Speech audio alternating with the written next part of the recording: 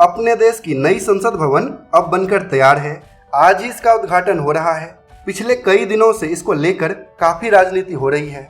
संसद भवन का उद्घाटन किसे करना चाहिए, प्रधानमंत्री, राष्ट्रपति या फिर लोकसभा अध्यक्ष को? इसके साथ ही क्या नए संसद भवन बनाने की अभी आवश्यकता थी? अलग बिल्डिंग बनाने की कोई जरूरत था? हम तो दिल्ली जो गए हैं सब लोगों से, इसे भी हम किए। आज शुरू में भी बात हो रहा था कि बन रहा है, ये हो रहा है, तो हमको तो अच्छा नहीं लग रहा था कि जो इतिहास है। इसको लेकर अलग अलग राजनीतिक दल अपने अपने हिसाब से राजनीति कर रही है। कुछ पॉलिटिकल पार्टी इसके सपोर्ट में है तो कुछ इसको बायकॉट कर रही है।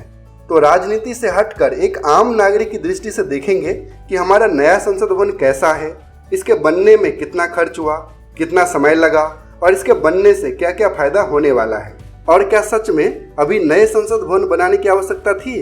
क्या पुराने संसद भवन को रिपेयर करके या फिर रेनोवेट करके कुछ टाइम तक और काम नहीं चलाया जा सकता था? तो आइए जानते हैं सभी पॉइंट्स को विस्तार से। आपसे रिक्वेस्ट है कि वीडियो को पूरा देखिएगा और कमेंट करके अपनी राय भी जरूर बताइएगा। सबसे पहले एक छोटी सी क्लिप देखिए, इससे आपको आइडिया मिलेगा कि हमारा लोकतंत्र का नया मंदिर कैसा है।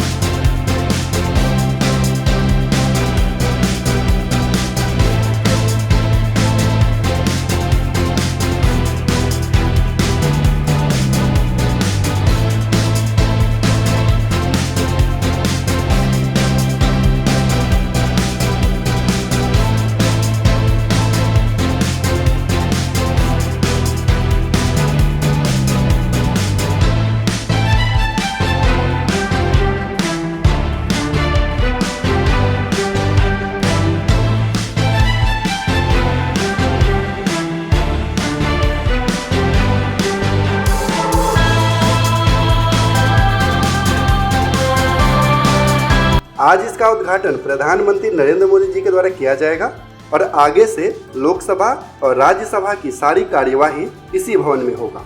तो आइए देखते हैं क्या खास है इस नए संसद भवन में।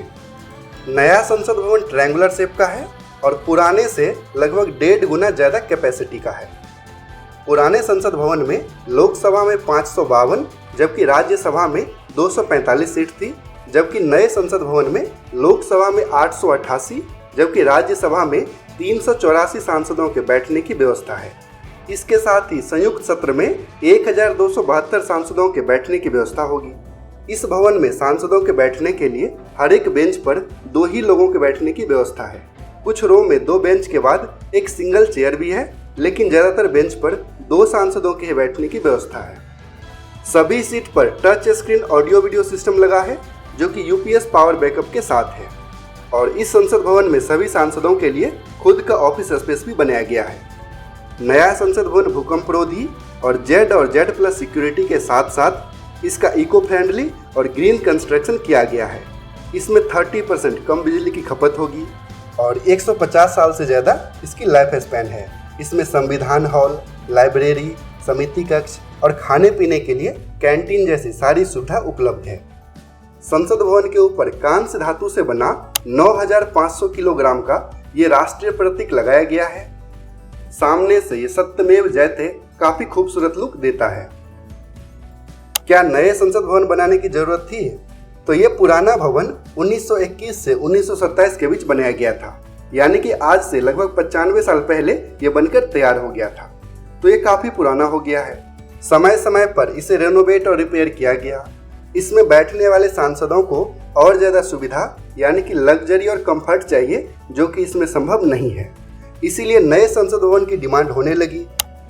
सबसे पहले 2010 में नए संसद भवन के बनाने की चर्चा हुई और 2012 में तत्कालीन लोकसभा स्पीकर मीरा कुमार जी के द्वारा एक कमेटी भी बना दी गई नए संसद भवन को बनाने के लिए। लेकिन कांग्रेस के शासनकाल में इसमें कोई खास डेवलपमेंट नहीं दिखा। 2014 में बीजेपी के सत्ता में आने पर भी शुरुआत के 5 साल तक इसमें कोई खास डेवलपमेंट नहीं देखा गया।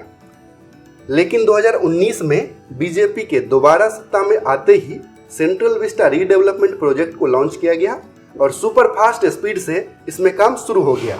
CPWD को जिम्मेदारी मिली इसे बनाने की और 10 दिसंबर 2020 को इसका फाउंडेशन स्टोन रखा गया प्रधानमंत्री नरेंद्र मोदी जी के द्वारा और मात्र 21 महीने के डेडलाइन में ही इसे कंप्लीट करने का टारगेट था। यानी कि 15 अगस्त 2022 को 75वें इंडिपेंडेंस डे के दिन ही इसे तैयार होना था, लेकिन इसमें थोड़ा सा डिले हो गया। तो फाइनली अब ये बनकर तैयार है। लगभग 2.5 साल का समय लग गया इस संसद भवन के बनने में। लेकिन सवाल फिर से वही है कि क्या सच में नए संसद भवन बनाने की आवश्यकता थी? तो देखिए, अब इन सवालों का कोई मतलब तो है नहीं, क्योंकि अब तो ये संसद भवन बनकर तैयार हो गया है। इस सवाल को तब उठाना चाहिए था जब ये भवन बन रहा था या फिर बनने की प्लानिंग ही हो रही थी। ये संसद भवन बना तो है बीजेपी के शासनकाल में, लेकिन इसके पहले ही 2012 में ही कांग्रेस भी इसे बनाना चाहती थी। तो चाहे बीजेपी हो या कांग्रेस, सब एक जैसे ही है।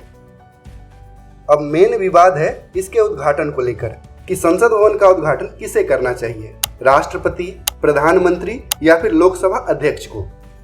तो देखिए, अपने देश का प्रथम व्यक्ति यानी कि फर्स्ट पर्सन होता है राष्ट्रपति, यानी कि हेड ऑफ द स्टेट, जबकि सरकार का हेड होता है प्रधानमंत्री और सरकार चलती है संसद से।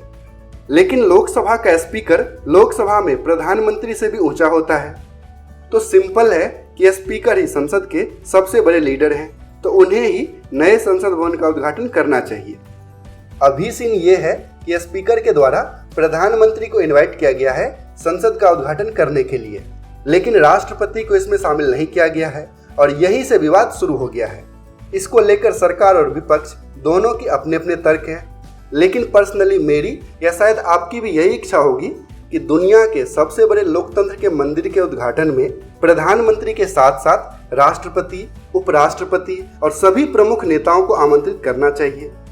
लेकिन ऐसा नहीं हुआ और सरकार ऐसा करना भी नहीं चाहती, तो विपक्ष को भी इसे बैकआउट नहीं करना चाहिए, क्योंकि इसके उद्घाटन के बाद जब संसद का सत्र शुरू होगा फिर तो सभी इसमें जाएंगे ही। वैसे भी ये संसद भवन केवल प्रधानमंत्री या बीजेपी का नहीं है, ये बना है पूरे देशवासियों के टैक्स के पैसे से, इसीलिए इस पर सभी का अधिकार है। वैसे इस बारे में आपकी क्या राय है, कमेंट करके जरूर बताइएगा। तो फाइनली अच्छी बात यह है कि आज हम पूरी दुनिया को नए भारत की नई तस्वीर दिखाएंगे। अभी तो केवल कर्तव्य पथ और संसद भवन बनकर तैयार हुआ है, आने वाले समय में पूरा सेंट्रल विस्टा बनकर तैयार होगा। फिर भारत का ये पावर कॉरिडोर पूरी दुनिया को अपना पावर दिखाएगा। उम्मीद है आपको आज का ये वीडियो पसंद आया होगा। वीडियो अच्छा लगा तो लाइक कीजिए, कमेंट कीजिए और दूसरों के साथ भी शेयर कीजिए। और अगर अभी तक आपने चैनल को सब्सक्राइब नहीं किया है तो पापा कंस्ट्रक्शन को सब्सक्राइब करके बेल आइकॉन भी प्रेस कर दीजिए। पूरा वीडियो देखने के लिए आपका बहुत बहुत धन्यवाद।